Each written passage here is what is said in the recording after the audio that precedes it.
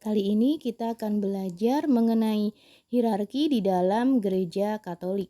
Mungkin kalian sudah tidak asing lagi mendengar kata hierarki. Apa sih sebenarnya hierarki itu?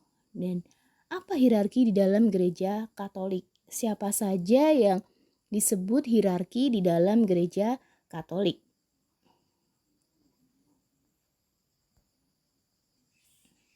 Nah, hierarki kita lihat dari etimologis katanya berasal dari kata hieros yang artinya suci dan arkos yang artinya adalah jabatan. Jadi, hierarki adalah orang yang diserai suatu jabatan melalui tahbisan suci.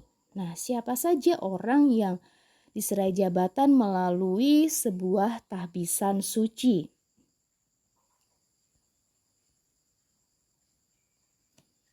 Oke.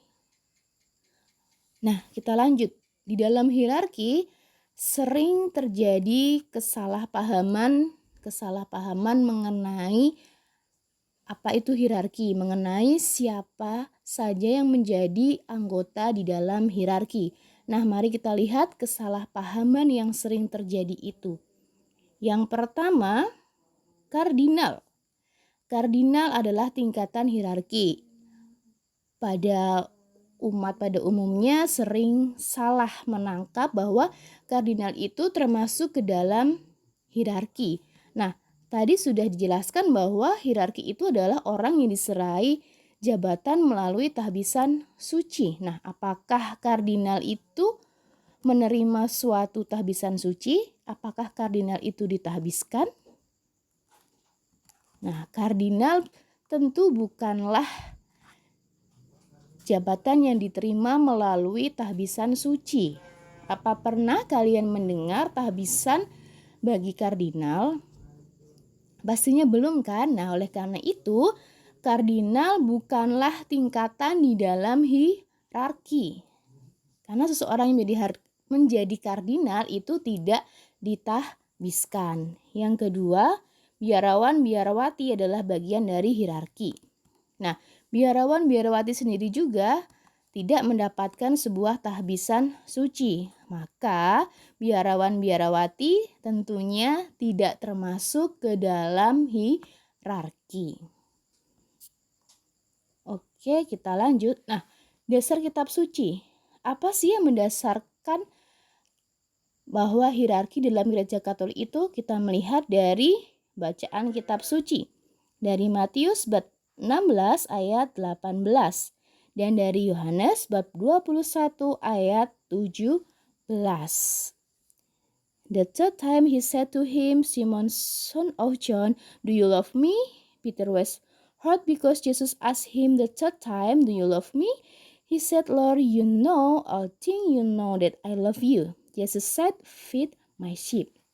Ini adalah ketika Petrus ditanya, Petrus menanyakan Yesus, mencintai aku tidak, mencintai aku tidak.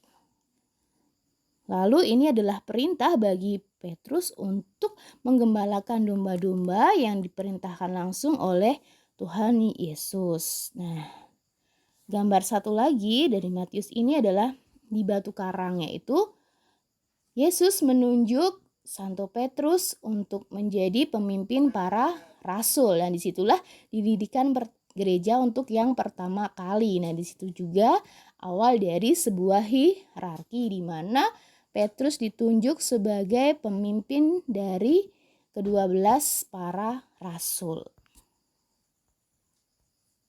Lalu di sini ada gambar Romam Io Iterum Crucifigi, yang artinya adalah kembali ke Roma untuk disalibkan kedua kalinya. Dan ada Quo Vadis Domine, yang artinya hendak kemanakah engkau pergi Tuhan? Di sini adalah percakapan Petrus dengan Tuhan Yesus. Petrus bertanya, Tuhan hendak kemana engkau? Lalu Tuhan Yesus menjawab, hendak pergi ke Roma untuk disalibkan yang kedua kalinya. Nah, ini adalah suksesi apostolik dari hierarki. Tuhan Yesus memberikan mandat kepada Petrus untuk menjadi pemimpin para rasul dan penggembala jemaat perdana seperti yang sudah ada di dalam Injil Matius tadi. Lalu Petrus menjadi uskup Roma yang pertama dan paus pertama di dalam gereja. Jadi Santo Petrus ini menjadi uskup Roma yang pertama sekaligus juga menjadi paus yang pertama di dalam gereja Katolik.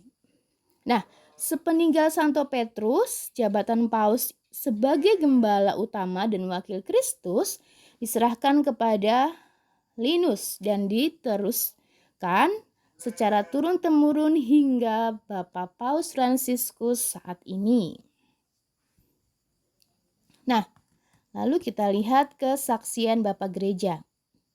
Oleh karena itu, para rasul yang terberkati setelah mendirikan dan membangun gereja menyerahkan jabatan episkopat ke tangan Linus. Tentang Linus, Rasul Paulus menyebutkannya dalam surat kepada Timotius. Setelah dia, Anakletus meneruskan, dan setelah dia, di tempat ketiga dari para rasul itu, Klemen mengambil tempat keuskupan. Jadi ini adalah Bapak Paus setelah Santo Petrus. Jadi setelah Santo Petrus ada Linus, setelah Linus ada Anakletus, dan setelah Anakletus adalah Klemen. Ini menurut kesaksian Bapak Gereja dari Santo Ireneus, seorang Bapak Gereja. Oke, kita lanjut. Nah, ini adalah gambaran dari Santo Linus. Lalu kita lihat 3 tingkatan tahbisan atau hierarki gereja. Nah, di sini akan terlihat siapa saja yang termasuk ke dalam hierarki di dalam gereja Katolik. Kita lihat dari bawah. Nah, dari bawah adalah diakonat atau diakon. Yang kedua ada tahbisan imamat, yaitu seseorang yang ingin menjadi imam, pastor, dan romo. Lalu yang ketiga ada tahbisan episkopat, yaitu di mana ketika seseorang ditahbiskan menjadi seorang uskup atau disebut dengan monsinyur. Nah, tahbisan diakonat ini adalah tahbisan dari frater menjadi seorang diakon. Nah, setelah itu ada tahbisan imamat, dari seorang diakon menjadi seorang imam. Dan tahbisan episkopat adalah tahbisan suci bagi seseorang, bagi imam yang diangkat menjadi seorang uskup.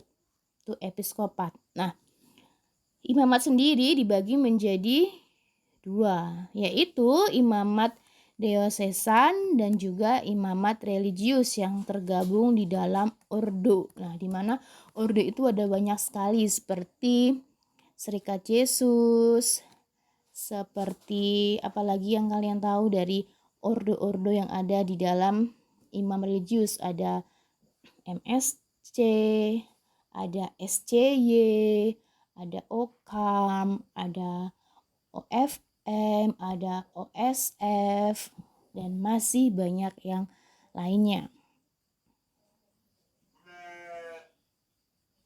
Nah, mungkin kalian pernah mendengar, tadi di depan sudah dijelaskan, ada kardinal.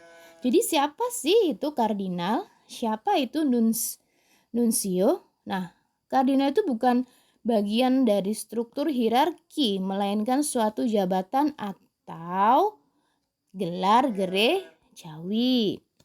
Kardinal adalah seorang uskup yang diangkat menjadi penasehat paus.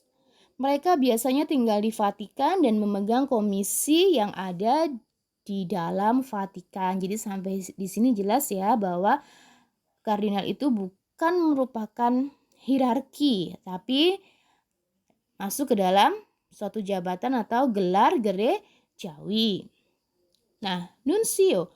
Nuncio adalah uskup yang diangkat menjadi wakil tahta suci Vatikan untuk menjadi perwakilan paus di negara lain. Oke, lalu kita lihat fungsi hierarki. Nah, Fungsi dari hierarki itu sendiri yang pertama adalah menjalankan tugas kepemimpinan dalam komunikasi iman hierarki, mempersatukan umat dalam iman dengan petunjuk dan nasihat dengan kewibawaan dan kekudusan dan kekuasaan kudus. Nah, jadi fungsi hierarki itu ada dua. Yang pertama menjalankan tugas kepemimpinan dalam komunikasi iman dan juga menjalankan tugas sebagai pemersatu. Jadi seorang hierarki itu harus menjadi pemersatu bagi umat-umatnya di dalam bidang pewartaan, perayaan, dan juga pelayanan. Oke, nah kita lihat corak kepemimpinan di dalam gereja. Bagaimana sih corak kepemimpinan di dalam gereja? Kepemimpinan dalam gereja merupakan suatu panggilan khusus dan campur tangan Tuhan merupakan unsur yang dominan. Jadi, kepemimpinan di dalam gereja ini bukan dari keinginan kita sendiri, melainkan Tuhan sendiri yang memanggil kita secara langsung, secara khusus. Seperti Santo Petrus yang ditunjuk oleh Yesus sendiri untuk menjadi pemimpin dari para rasul. Jadi kepemimpinan itu adalah panggilan khusus sendiri dari Tuhan. Nah, yang kedua, kepemimpinan dalam gereja bersifat mengabdi dan melayani. Jadi, kepemimpinan dalam gereja itu tidak mementingkan hal-hal duniawi. Nah, maka dari itu hierarki selalu sungguh-sungguh mengabdi dan melayani kepada umat dalam arti yang semurni-murninya. Yang ketiga, kepemimpinan gereja ini adalah kepemimpinan melayani, bukan untuk dilayani. Jadi para hierarki itu sungguh-sungguh melayani umatnya, bukan dilayani umatnya. Yang keempat, kepemimpinan hierarki berasal dari Tuhan, maka tidak dapat dihapuskan oleh manusia. Nah, hierarki itu berasal dari Tuhan sendiri, tidak bisa dihapuskan oleh manusia sampai kapanpun itu akan selalu melekat. Jadi ada 4 corak kepemimpinan di dalam gereja. Yang pertama tadi adalah panggilan khusus. Yang kedua bersifat mengabdi dan melayani. Yang ketiga kepemimpinan itu melayani bukan untuk dilayani. Dan yang keempat berasal dari Tuhan, tidak bisa dihapuskan oleh manusia. Oke. Nah, mungkin kalian pernah mendengar konklav atau pemilihan Bapak Paus. Nah, pemilihan seorang paus ini dinamakan dengan konklav. Nah, kita lihat ini gambaran dari pemilihan Bapak Paus. Nah, pemilihan paus ini dipilih oleh para kardinal tadi. Masih ingat kan kardinal tadi itu apa? Siapa? Paus dipilih oleh kardinal. Kardinal orang yang berhak memilih Bapak Paus yang baru. Dan pemilihan paus ini dilakukan di Kapel Sistina. Pemilihan dilakukan diawali dengan litani para kudus dan menyebut semua nama paus yang pernah menjabat dari Santo Petrus hingga paus yang terakhir. Nah, saat ini paus yang menjabat dari Santo Petrus hingga Paus Fransiskus berjumlah 266 paus.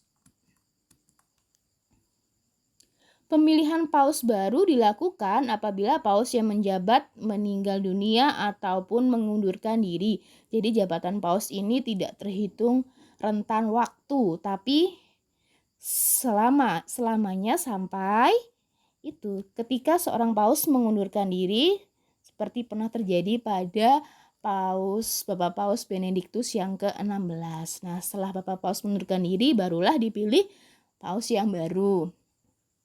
Atau sebelumnya, setelah Paus Yohanes Paulus II meninggal, maka dilakukan pemilihan seorang paus yang baru. Seperti itu. Nah, dalam masa pemilihan, gereja memasuki masa sede vacante atau kekosongan kepemimpinan.